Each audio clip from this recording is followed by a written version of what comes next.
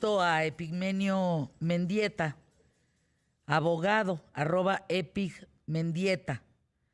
La Fiscalía General de la República solicitó una pena de 21 años de prisión para Rosario Robles, extitular de la Secretaría de Desarrollo Social y de Desarrollo Agrario, Territorial y Urbano.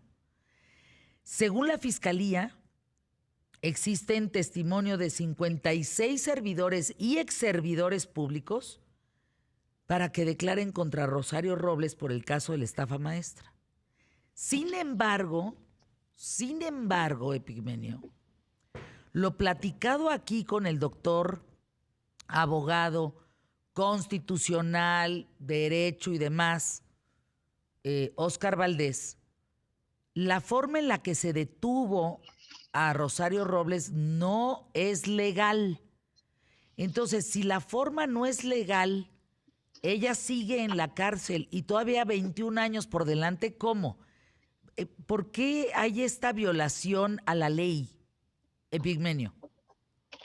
Fernanda, ¿cómo estás? Te saludo con gusto a ti y a tu amable auditorio y te pongo brevemente en el contexto.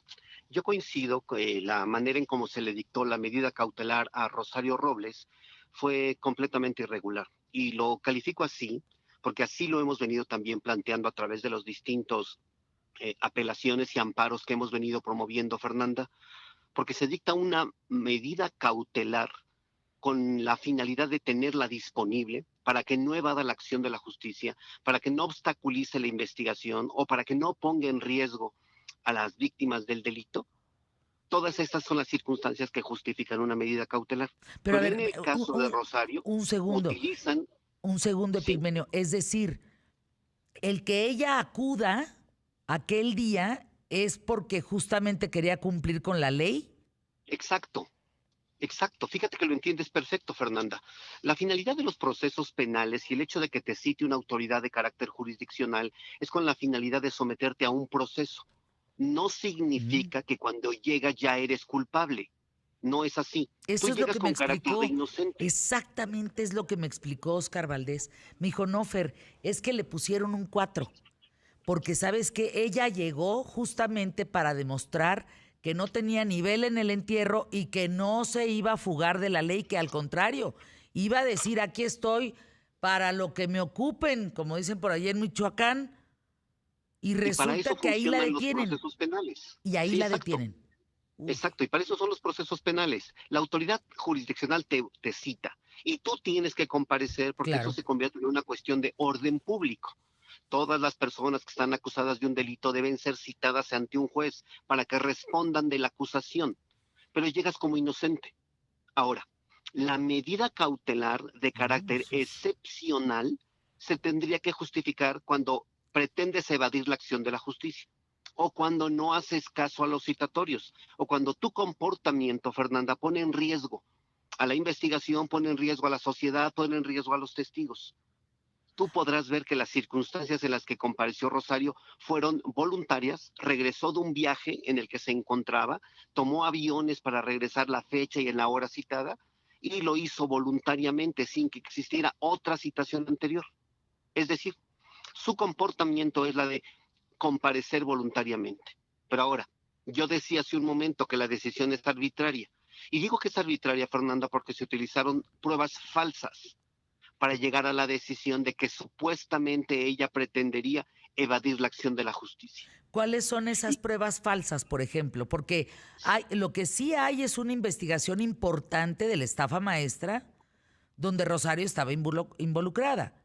eso es cierto, Eso es pero ahora cierto. déjame decirte Pero que es entonces, lo que se utiliza como falso. exactamente, ¿en qué A parte ella le pretenden perdón, atribuir en qué parte un la segundo investigación, domicilio. perdón, en qué parte la investigación de la estafa maestra está incorrecta o correcta y en qué parte las pruebas presentadas no son las adecuadas?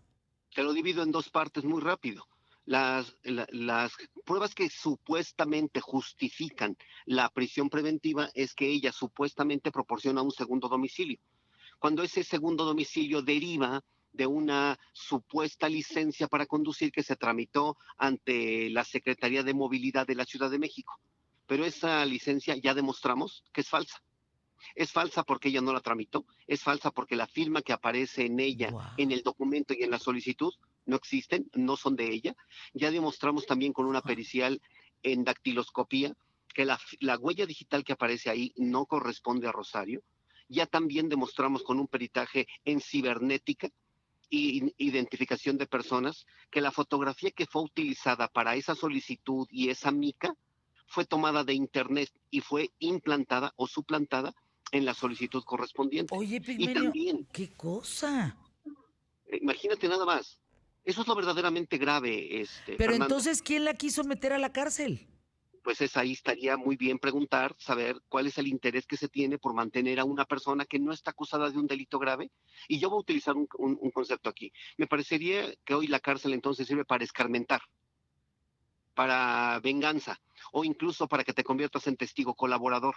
Es decir, en las palabras del fiscal general, para que tú seas solidaria con el Estado y contribuyas convirtiéndote en testigo colaborador, o en las palabras de la propia Rosario, en delatora.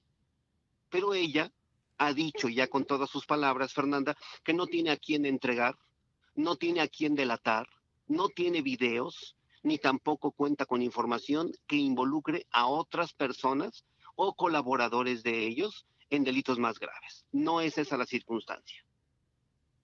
Bueno, pues entonces un acto de celos o un acto de amor o un acto de... Porque Rosario se quedó sola al final. Y ahora Y déjame ponerte, porque tú me hacías dos preguntas. ¿Qué es lo que supuestamente enlaza la estafa maestra? Primero déjame decirte que no es de lo que acusan a Rosario Robles. A ella no le acusan ni de peculado, ni de haberse quedado con recursos, ni de haberse robado absolutamente nada. ¿eso no A ella aparece la en la estafa acusan, maestra? fíjate que a ella la acusan de un delito de omisión.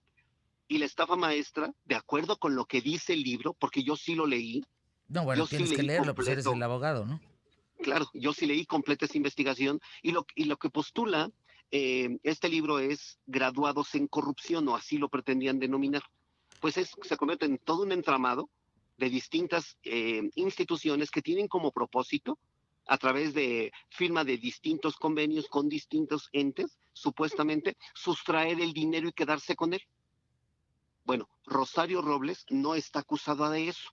Es más, uno de los eh, periodistas que contribuyó a este reportaje, Ángel Mendieta, publicó un artículo muy interesante el día de su aniversario, es decir, cuando cumple Rosario un año detenido, y él dice que Rosario Robles no está detenida por la estafa maestra, que eso no es lo que ellos investigaron ni de lo que la están acusando en este momento. Y entonces, pues menos entiende.